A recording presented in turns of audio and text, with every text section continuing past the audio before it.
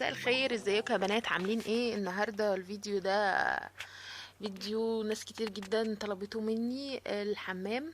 انا النهارده جايه اعمل حبه تغييرات كده بسيطه ان شاء الله تعجبكم. فقررت ان انا اشارككم في الحاجات اللي انا هعملها في الحمام دي. ان شاء الله تبقى حاجات بسيطه مش بتكلفك فلوس كتير. انا حمامي صغير جدا زي ما انتم شايفين. اللي انتم شايفينه ده دولاب الحمام، هعمل لكم ان شاء الله في فيديو منفصل لوحده. يلا بينا نعمل التغييرات واوريها لكم. ادي يا بنات شكل الحمام بعد ما عملنا حبة التغييرات دي. انا غيرت هنا وجبت المشيات اللي موجودة دي في الارض لونها ازرق ماشي مع الحمام، والستاير اللي انتوا شايفينها دي واحدة على البانيو وواحدة على شباك الحمام. انا هنا في الحمام عامة اعتمدت على 3 الوان، الاسود والابيض والازرق. ما كترتش الوان اكتر من كده عشان ما يبقاش الحمام شكله هايص ويبقى شكله مش حلو. الستاير اللي انتوا شايفينها دي ممكن هتلاقوها في كذا حتة، زي مثلا ابو النيل، وهتلاقوها في اسواق الشريف، ممكن تلاقوها هناك. عبارة عن طبقتين، طبقة مشمع والطبقة التانية بتبقى شيفون كده ومطبوع عليه بخامة زي الشمواء.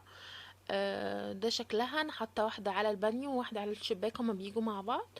اللي انتوا شايفينه قدامكم ده البوكس اللي انا بحط فيه الحاجات اللي انا بستخدمها بشكل يومي. عنايتي ببشرتي يعني، وكل حاجة بيبقى موجودة فيه. الميزة ان هو بيمسك بيتلزق في الحيط، وفي جزء تحت كده قادرة احط فيه ان انا المرطبات بتاعتي. واللي في النص دي فوطة كل يوم بغيرها. انا بحب الحوض زي ما انتوا شايفينه كده يكون فاضي ما عليهوش اي حاجة. بحبه يكون فاضي، وانا بحب شكل الحوض بتاعي جدا بصراحة، فما بحبش احط عليه اي حاجة. زي ما انتوا شايفين كده على طول على طول سايباه فاضي. آه الاصفر ده صابون للايدين، واللي جنبه دي البطة. فيها برضو صابونة، بس صابونة للوش. وهنا عندكم الفرش بتاعة الشعر، والتانية الفرشة اللي بغسل بيها وشي. وهنا لمضة دي انا مركباها تركيب في المراية. آه حلوة جدا بصراحة. لو عايزة تعملي ميك اب قدام المراية بتقدري تعملي ميك اب وبتبقى منورة. وممكن تنوريها بالليل، ومفيش داعي ان انتي تنوري نور الحمام كله. وهنا انا حاطه فرش الاسنان بالمعجون بتاعنا. كل واحد في البيت ليه نوع معجون لوحده، وبتتلزق في المرايه.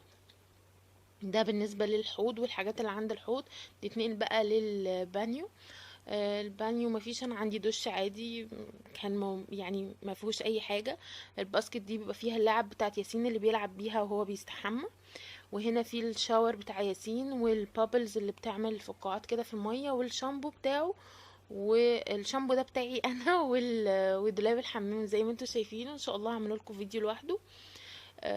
ده البانيو بتاعي ما فيهوش اي حاجه.